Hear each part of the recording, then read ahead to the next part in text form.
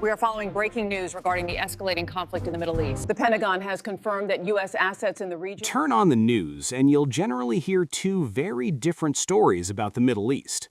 One narrative insists it's an ancient, unbreakable cycle of religious hatred, a holy war. The other side rolls their eyes and says it's much simpler. It's all about oil, a cynical, bloody grab for the global economy's most vital resource. But when it comes to the ultimate geopolitical powder keg, the simmering shadow war between the United States, Israel, and Iran, both of these popular stories are wrong. Or at the very least, they are wildly incomplete. Think about it. If this was purely about religion, historical alliances wouldn't have shifted so violently. If it was purely about oil, the battle lines would have been drawn very differently. What we are actually witnessing is not a holy crusade, nor is it just a corporate heist.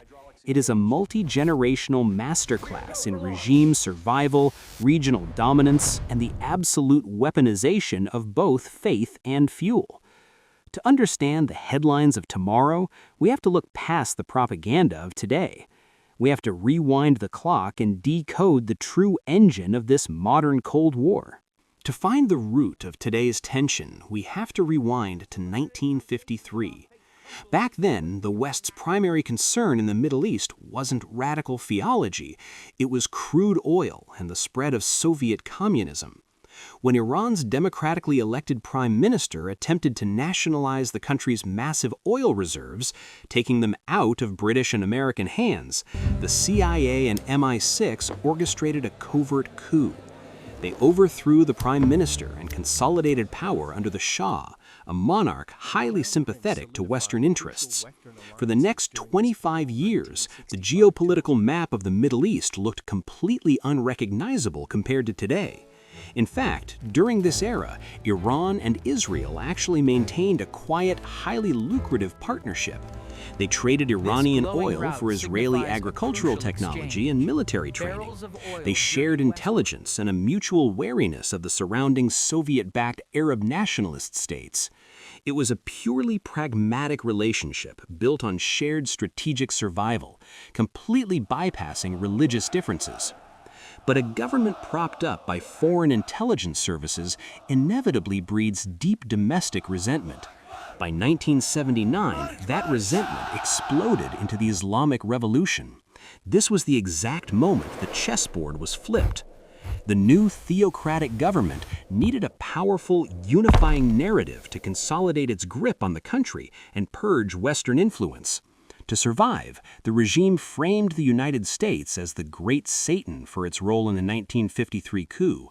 Israel, viewed as America's ultimate proxy in the region, was branded the Little Satan. The pragmatic alliance was dead. In its place, religion was weaponized, transforming a historical struggle over resources and sovereignty into what looked like an ancient ideological crusade. Once the lines were redrawn, direct warfare between the United States, Israel, and Iran became a game of mutual destruction that no one actually wanted to play. But the battle for regional dominance couldn't stop, so the conflict went underground. It evolved into a shadow war fought through economics, espionage, and devastating proxy battles. Iran recognized it couldn't match the conventional military might of the U.S. or the technological superiority of Israel. Their solution? The axis of resistance. By funding, training, and arming sympathetic militia groups across Lebanon, Syria, Iraq, and Yemen, Tehran effectively built a ring of fire around its adversaries. To the foot soldiers on the ground, this is a holy struggle. But in the war rooms of Tehran, these proxy groups are strategic chess pieces, expendable assets used to project power without triggering a direct invasion of Iranian soil. Israel and the United States, in turn, have focused on neutralizing Iran's two greatest points of leverage, its nuclear ambitions and its economy. The Iranian nuclear program is the ultimate wildcard. While Tehran claims it is for peaceful energy, Washington and Jerusalem view it as an existential threat, a weapon that would permanently shift the balance of power and make the Iranian regime virtually untouchable. To stop this, the West hasn't just used covert sabotage and cyber warfare, like the famous Stuxnet virus. They have weaponized the global financial system. Crippling sanctions have effectively locked Iran out of the international oil market, strangling its primary source of income. This brings us back to the core paradox. Religion provides the soldiers for this war, but it is oil and the denial of oil that funds the battlefield. So if the tension is this high, why hasn't this shadow war erupted into a full-scale conventional conflict? The answer lies in a modern version of mutually assured destruction. Not just nuclear destruction, but total economic collapse. A direct war between the US, Israel, and Iran would immediately threaten the Strait of Hormuz, the narrow waterway through which roughly 20% of the world's global oil supply flows. Shutting that down wouldn't just hurt the United States, it would paralyze the global economy. It would devastate China, Iran's primary oil buyer, and shatter the domestic stability that the Iranian regime relies on to survive.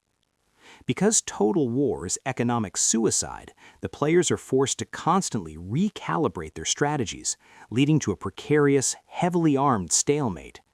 We see this in massive geopolitical realignments like the Abraham Accords. Historically, Arab nations refused to recognize Israel on religious and political grounds.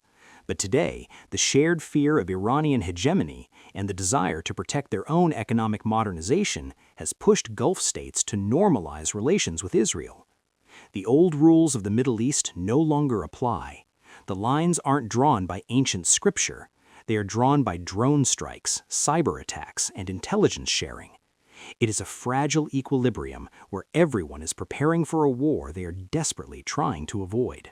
So, is the shadow war between the US, Israel, and Iran a holy crusade, or is it a battle for oil?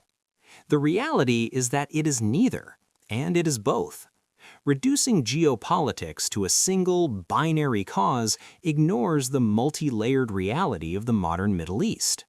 At its core, this is a secular, ruthless struggle for regional hegemony and regime survival. The Iranian government utilizes the potent, unifying narrative of religion to recruit proxies and maintain internal control. Meanwhile, the United States and Israel target the very lifeblood of that regime, its oil and its economy, to keep it contained. But the board is constantly shifting. As global demand for oil begins to plateau in the coming decades, and as a younger generation across the Middle East grows increasingly exhausted by endless proxy wars, the currency of this conflict will have to change.